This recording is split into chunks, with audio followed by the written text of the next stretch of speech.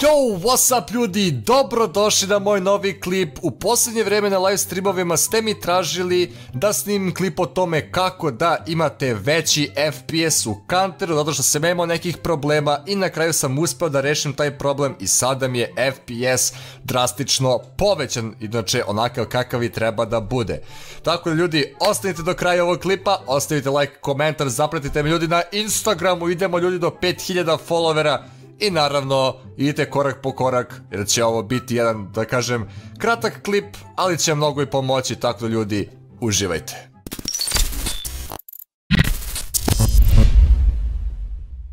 I ljudi, za početak morate da uđete na vaš Steam profil preko Google Chroma, Mozilla, Internet Explorera, mislim ko još koristi Internet Explorer u 2019. godini.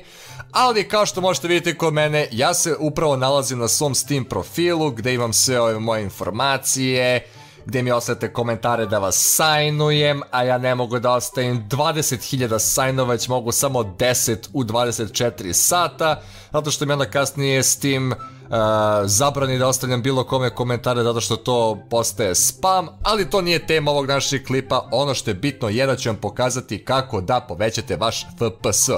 Znači, kada uđete preko brauzera, internet pretraživača na vaš Steam profil, jednostavno odete ovdje u vaš inventory. Pa Deni, šta ćemo mi u inventory? Ti hoćeš da nas skamuješ, da ti pošaljemo sve skinove? Ne ljudi, nego šta treba da uradite kada uđete u inventory, idete ovdje na trade offers.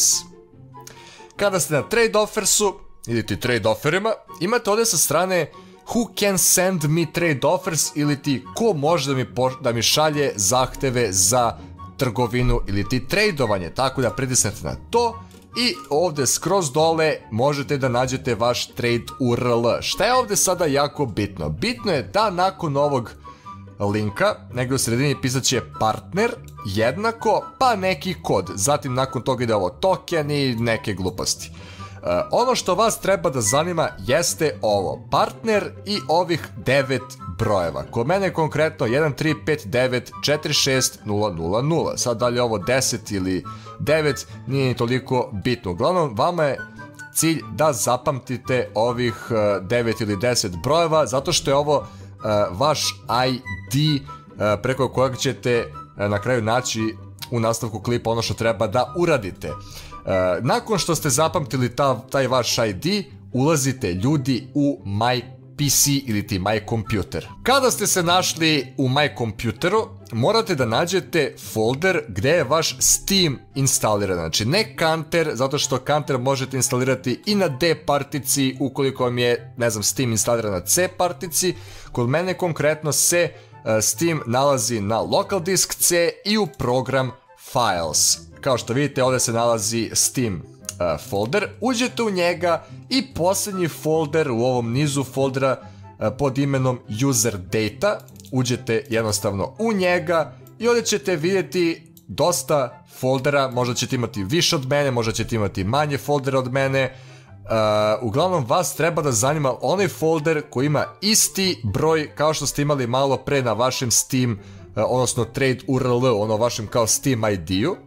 Tako da kod mene je taj folder ovaj prvi, kao što vidite 135946000, uđete u njega i sve što treba da uradite jeste da obrišete ovaj folder koji se zove 730 ili 730, ali pre nego što ga obrišete, čisto da vam napomenem da kada obrišete ovaj folder, sva vaša podešavanja u Counteru, audio settingsi, game settingsi, video settingsi, kontrole, bindovi, za, ne znam, kupovinu, za jump throw, za menjanje ruku, za ne znam šta još postoji, za, na primer, bunny hopovanje preko ovog točkića na mišu, sve će se obrisati. Ukoliko želite bolji FPS, ili obrišete ovaj folder, to jest morat ćete da ga obrišete, ali pre nego što ga obrišete, razmislite da li želite da sačuvate vaš config, ili ti auto exec config koji možete da pokrenete kad uđete u igru da vam se sve vrati odmah na staro, ili jednostavno kao ja obrišete sve jedno folder i kad uđete u Counter namešate sve iz početka. Meni iskreno to nije nikakav problem i volim da vraćam podešavanja nazad, da vraćam crosshair, također crosshair će vam se promeniti. Inače u deskripciji mojih live streamova imate moj crosshair koji koristim ja, tako da možete da ga kopirate tako što ćete kopirati komandu po komandu iz deskripcije u vašu konzolu. Kada obrišete ovaj folder 730, kao što sam rekao, vaš FPS će drastično se poveća. Konkretno ja sam imao oko 150 FPS-a, čini mi se na Miražu, sad imam negde preko 300 u nekim situacijama, negde čak imam i 400. Tako da ja neću sad u ovom klipu da obrišem ovaj folder zato što ću onda morati sve ovde u Camteru da vraćam nazad, zato što mi sada Camter radi perfektno. Tako da, ukoliko sam pomogao s ovim klipom, kao što sam rekao, bit će veoma kratak, napišite mi dole komentare da li sam vam pomogao, ali nemojte da me trolujete tipa kao Deni, sad zbog tebe mi Camter radi na 10 FPS-a.